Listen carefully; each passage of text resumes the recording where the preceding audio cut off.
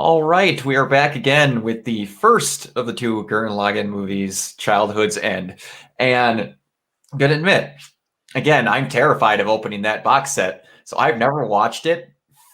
I've watched it only online, and I now realize that the version that I watched online skipped the beginning. Oh, Much so you they have a so much prettier never version. okay. So you never saw that prologue with with the Spiral King and the and all of that. No, that's a much prettier version of that Parallel Works. Pretty much, yeah. Pretty much, yeah. The version I saw online, because I could not get my hands on that box set until like a year and a half ago. I never saw that version of it. Wow, I feel like a moron now. But Mike, go ahead. I don't know if you have a synopsis, but I'm literally just going off Wikipedia here. okay. So the first movie is called Gurren Lagann, the movie Childhood's End, and basically it's a compilation of everything that happened in like the first arc up until right before they face the Spiral King. Yep. So there, according to Wikipedia, there's like 20 minutes of newly animated scenes, and I guess one of them is that like that prologue with the Spiral King, and basically everything that happened before the events of episode 1. Yep. Oh man, I would be stretched to say that Wikipedia is wrong that it's 20 minutes, but man, a lot happens in the very end of that. But I have notes of comparisons that I had to make sure that I got all of them right. But because that's basically the extent of this review, because otherwise a lot of what we've said about the events of this movie have just been our reviews for the first 15 episodes. Yeah. So go ahead. I'm going to ask you, other than the ending, because that's like the most different, what are some of the more subtle departures from the series that you've noticed? Well, for sure, we're going to go on a list here. He finds Lagann and the core drill in the same spot this time. And I kind of like that better. It makes more sense, kind of. Well, technically yes and technically no, because they're padding out that episode. That's why he finds it later. But in Genome's case, he wanted to make sure no one could find it. And then it always makes me to think, why did you hide the core drill to Lagann within a football field worth of ground and not keep it? If you wanted no one to use it. But I'm going to go to a list. Also, the music. They never have lyrics in the music outside of Rap is a Man's Soul. So it only is instrumentals. Except for the brief moment when you hear Happily Ever After. Oh, yeah, that is true. Happily Ever After, which they actually put the lyrics on screen for.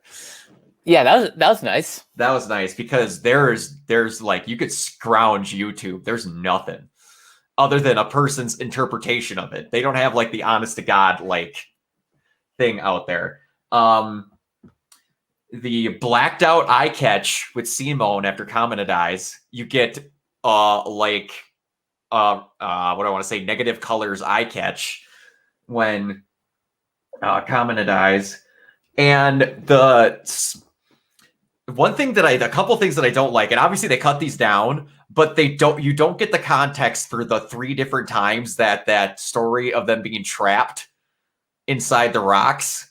You only get one of them, and then a flashback to the other, because you get the story of Yoko hearing, or the part where Yoko hears Simone's part of that story when they're trapped is on the bridge of the ship. and Nia looks for him, and then Yoko just walks in, and then she's like, keep talking, I want to hear this part of it. No, it's during the part when he's building the things where Nia just sits in because she wants to keep him company. They combine those two scenes. Mm-hmm. So that's a different one. Let's see here.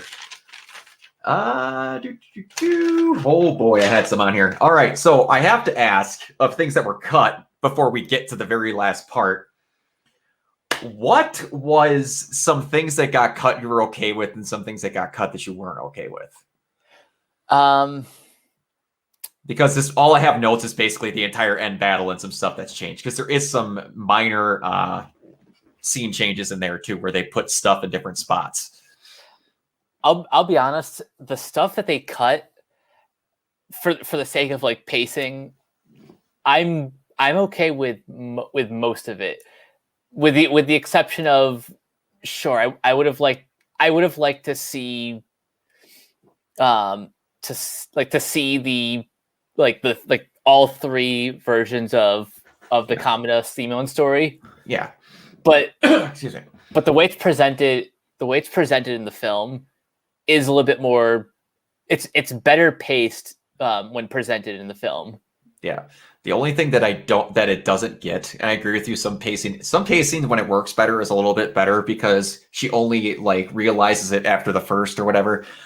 The thing that kills me though is you don't get the scene where everyone thinks they're screwed and all you hear is Simone chipping away in the background with his drill. Okay, yes, that's what I was waiting for, and we never got it. Yeah, because you never even get them being captured ever.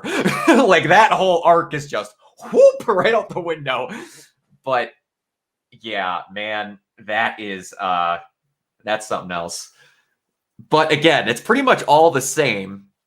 Outside of like, you don't get to see the stuff with the father, all that stuff. That's all cut. Basically, you get the big group and everyone goes, and oh boy, do they skip over episode 4. Hardcore. It's kind of like they did that deliberately. Yes. Like they see black siblings. Oh yeah, we'll show the cool fight where you don't notice any animation changes. But yeah, the biggest change is this ending, where they fight all 3 other generals at once. And just for shits and giggles, Viral gets his own Daigunzen dude. So they have another Daigunzen that Viral has. They just had another one lying around.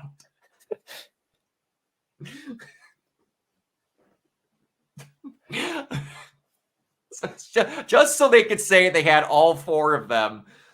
And oh boy. I have to ask, and obviously it's before we set up and we talk about more stuff. Are you okay with the way it was presented here for the battle, with that they just wanted to make it epic for the movie, or would you have preferred, honestly, in the series if they would have fought all 3 of them at once? That's a good question. Because at least with the movie, they could up the budget just like, and boy, did they up the budget on this. It's pretty. But would I rather have them in the series fight all at once? See, the difference is in the series, each one was sort of like the villain of the week. Mm-hmm.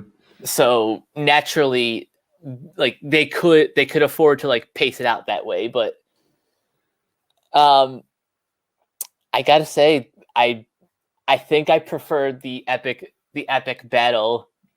There we go. In the movie.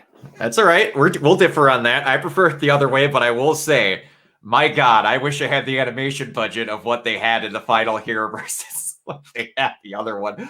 Because you actually get to see, for like, if I'm thinking correctly, you actually get to see like a good chunk of Adine's Daigunken? What the heck is hers called again? Her full mech, like outside of the water, like fighting, actually like Pierce fighting and like eating the Gurren. And yeah, that the big obvious difference is that we actually get to see another huge difference is we actually get to see a fight, an actual fight between a DNA, some troops, and Yoko, where Yoko switches her sniper rifle, like disassembles it on hand and turns it into a machine gun. Okay, that is pretty awesome. It is. It's nuts. And like Nia, of course, gets taken hostage again, but they didn't have the thing, so they had her get taken up.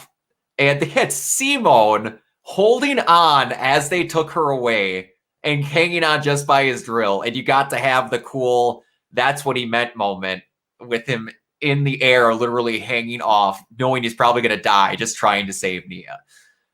That is pretty great, I will admit. And the thing that they do at the same time is that after Simone falls, and you get to have Lagann catch him in midair and then zoom back up, you actually get the scene where he drills up through the bottom of the Gurren and then hits the middle of the inner cockpit and then rescues Nia when he's upside down, and they leave, except they have it in midair attached to Citamandre's ship. So they have some of the moments there to just reanimate them to where it's like, I've never read that wiki article to where they say there's only 20 minutes of new animated scenes. I'm calling some hardcore bullshit on that. I think there's a bit more than 20 minutes, but that's just me. Yeah, because some of that had to have been almost completely redone for the sake of, blending that into this like new finale. Yeah, exactly. And oh man, I gotta say exactly how I get this in order. And then you get to see where I'll ask your opinion. I don't even know if you'll remember it, because again, that was in episode 11. They actually have probably a 10-second longer montage of Kamina moments. Like, it's fully extended. You have almost a clip of every scene that he's in from the entire series, like at least moments in that. And that was really good. Wait, you get to see him get the wings of Gurren at the same time, the wings attached to Gurren Lagann at the same time. So a lot of it, again, is sped up, and you're like, it's the epic movie moment. It is really cool. One thing I have to ask you, and it debuts in here, and I have some info about it. Yoko's miniature Diakaiser gunman that she gets only in the movies. Interesting. Yeah, did you like the fact that she finally got her own gunman only in these movies? I would have liked to see her have a gunman in the series. So it's a little bit disappointing that that my first time seeing it is, here as opposed to in the series proper. Yeah. And yeah, because it's only ever in the movies. You never get to see it in the series. It is called the Yoko M tank. It's a Diakaiser gunman. Yoko's personal gunman that Liron did by modifying another Diakaiser, the one that they just had lying around. And it is a smaller barrel compared to the other one. And according to the director, it is called the Yoko M tank. According to the director, I will tell you what the director said. Guess what M stands for in the Yoko M tank? Mecha? No. I will Facebook you $10 if you can guess what this is. Nothing's coming to me. According to the director, the M of the Yoko M tank stands for milk. Okay. Okay. Yeah. Yeah, and spoiler alert, you get to see a pretty kick-ass version of it later in the other movie. So she gets a couple of moments with her tank, which is pretty awesome. And it has her little hairpin logo and stuff like that. And you get extra fan service with Yoko when she's fighting a D-Day and she gets her top cut off. And Buddha just comes with an extra top so she can pilot it properly. Good Lord. Oh, Buddha. I miss you. Buddha's great. Yep. You get to see the black siblings. Keaton still gets to have his moment where he tells everyone that that Simone is busting his ass out there. And it's during the air fight when they do this and they start launching out stuff. But instead, it leads into all the black siblings literally putting gun barrels through Guame's ship and just blowing their shit. And you got to see, well, after that, but you got to see the 4 gunman formation. That was pretty badass. Were you expecting them to do a combination themselves? Yes and no. I figured if you're going to face all 4 of them at once, that they would kind of have to combine. But I wasn't expecting the name that they called it. Doten Kaizen. Just a little bit of each one. It works. And again, they had to give freaking Viral his own Daigunsen again. Just say, here's my special power. Shit, it was destroyed in 5 minutes. And you got to have all of them do a combined Giga Drill, which I have to ask, before we get too far in a couple of translations, because this is actually something people that listen to the Japanese translation and the English translation have differences on in which they prefer. Do you prefer that the finishing move is called Giga Drill Break or Giga Drill Breaker? Either or. Yeah, there's some people that like legit get pissed off if you call it Giga Drill Break, and I'm like, it's a finishing move. For crying out loud, it says stay away from my blood brother punch. Like, they don't need to sound badass. And it's like, give or take, Breaka sounds really good when you get a hardcore Japanese speaking person saying it. So I get it. But you got to see a giant combined super rainbow spiral version of the freaking Giga Drill awesome. Breaker. Oh, that was like the entire budget of season 1 in that attack. That thing was insane. Now, you mentioned the original Japanese language. So, I'm wondering why these movies never got dubbed in English. Was this? Do you think this was because, at the time ADV was like kind of running out of go ahead. I was just gonna ask, like, do you think the reason these movies never made it to English because at the time ADV was pretty much filing for bankruptcy, or just the nature of, because these movies are basically just compilations of the series that to a Western audience they would just come off as redundant? Yeah. And I've talked with my roommate about this. My roommate has watched a metric assload more anime than I have. Pretty much whenever it's not the thing that's going to get shown on the TV channel or whatever, it's just considered extra cost that wouldn't really be worth it. And like you said, it's just an extra thing that is going to get piled on with the show that's already in English. And most people that I'm not saying like everybody, like I'm stereotyping, most people that are going to watch it in English want to watch the entire show. Yeah, that makes sense. Yeah, so it's that, and it's like, and to my knowledge, they have most of the same actors that do it in Japanese. I barely watch in Japanese because I'll be fully honest. This, Death Note, Cowboy Bebop, Black Lagoon, and I had a select 5 that I know, and I will say Darling in the Franxx. Their English translation kicks the living shit out of their Japanese dubs, in my opinion. I will say, though, in this movie, what they say in the series, a lot of what the dubbing is, or the subtitles is in here, match the series a lot closer in the English dub than what The Japanese dub does. I noticed that with a handful of lines. Yeah, it's like spot on. It's really weird to me. I don't know if again, I don't know the tracking on this because I watched it way after online because I never watched it on Blu-ray or anything like that. I don't know if maybe they just kind of caught what ones worked better and later on they just combined the handful together. And it's not to say that the Japanese version's bad. I do not think it's bad.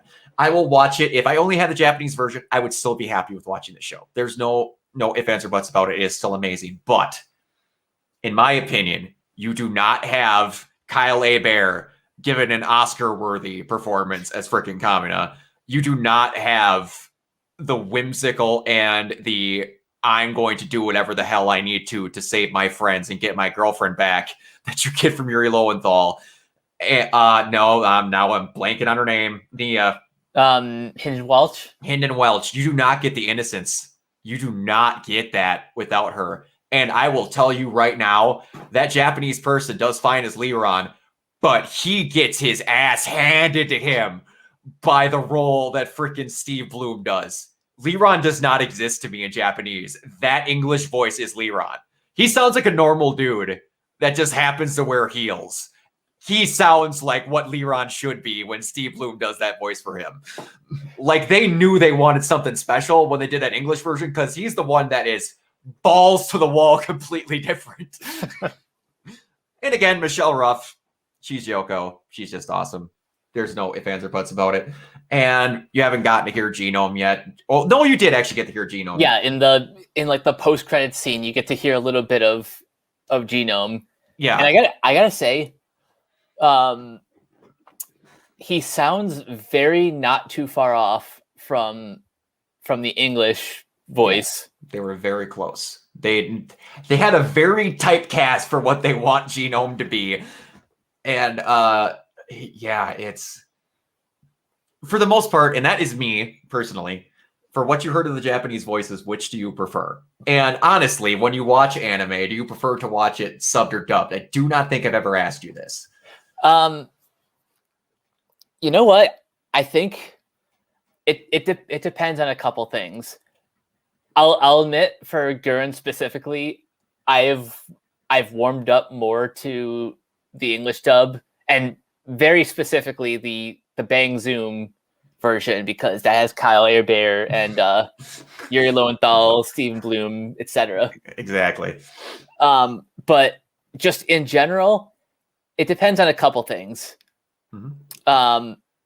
Availability. Yes, that is a very big one. So like when Cameron and I do like season previews, usually because we only watch like the first couple episodes of like each new series, the simuldub hasn't been released yet, so we'll usually just stick to subtitles.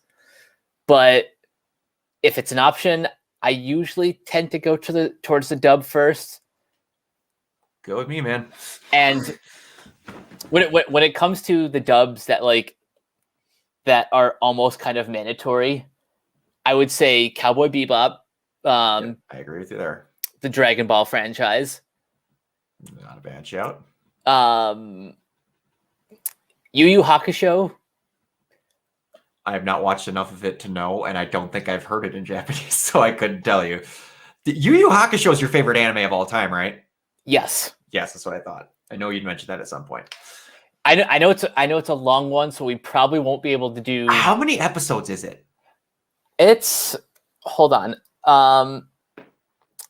There's 4 seasons. There's 4 seasons and a total of 112 episodes. Oh God. Okay, if it was somewhere around like 60, I would have said yes. Holy shit. Was there like 30 episodes a season? Probably. Wow. That was one of those ones where they just hauled ass. Man, there's only a couple animes that get that treatment now, but back then, man, they just went all off. But anyway, so back to this. Okay, so again, you said you like the spectacle version of it all at once and how it happens. I have to ask, if you had to get given the option, I'm assuming they probably know what your answer is going to be. Would you preferred like if it was going to be a full episode length that they still had this big battle, it just lasted a long time with everyone there? Or is that only if it's a movie? Like have the entire 26 minutes be the battle. Well, no, I mean like if they were going to have the same length of episodes and the end battle was the same way, would you have preferred that they like padded out other things and then had like a giant like 6 to 7 episode long like in the trenches dealing with all of them? I think I like it better Just the as way, a movie? yeah. Okay. Yeah. No, that's fine. I'm just trying to get the exact term because I never actually get to speak with anyone that's seen both of these. Because I'm lucky if someone's seen the actual full series, let alone the movies. But because the movies are hard to find. But yeah, we got that down. Can I add, outside of, well, I say outside the battle, what your favorite changes were, because that's basically what the biggest change is. Yeah. I know it's hard. It's tough to ask this question because the battle is the biggest change. It is, and it's my favorite. Yeah. But I guess my other favorite change is they really kind of shortened the Simone get your shit together arc. It's like that big. but again, as a movie, it works. Yeah. And I think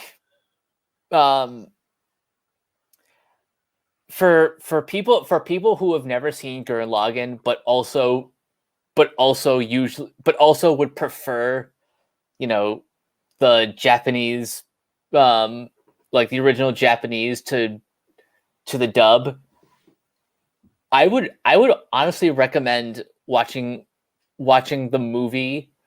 Like if you're someone who, maybe they don't have time to watch all 26 episodes, but they still want to like experience the series, I would feel okay with recommending the movie. There you go. Nice. Or if you're like if you're a completionist and want to see everything, then just see everything. See everything, exactly. And it's just like, this is kind of nice to where it has some different moments. There are some anime movies where it's literally the exact same and chopped. I appreciated that they at least had some moments in here where like the entire end battle is completely different. Like they didn't just skip over and just like cut out 2 generals. No, they just went, nope, we're going to put all 4 of them. Whoop, right there. Well, 3 of them, because they treat Timmel the same. They weren't going to have the balls to try and change how Kamina dies. Oh boy, that was what I was watching the first time. They're like, to change some stuff. I'm like, they wouldn't do that. They're going to have him die the exact same way. But yeah, so that was pretty much it.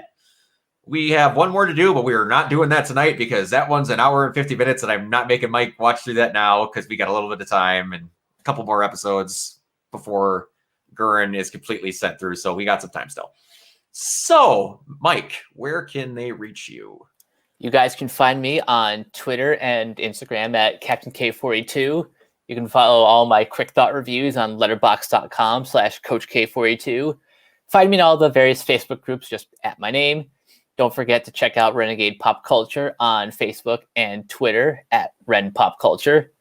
You can follow all our podcasts on Anchor, Spotify, Apple Podcasts, wherever you listen. And last but not least, check out renegadepopculture.com. Need an escape? So do we. Absolutely. You can find me everywhere at Organoid Zero, YouTube, mostly Twitch. I'm trying to get my head on my ass and be a lot better at streaming, but I work a lot of long hour days. So when I get home, I kind of just want to sleep, but I promise I will get better at it because by the time this comes out, there's going to be a lot more games to play on my PS5 because COVID sucks and delays happen. But all right, yeah, we will see you guys for the next movie. Spin on. I love you. See you later.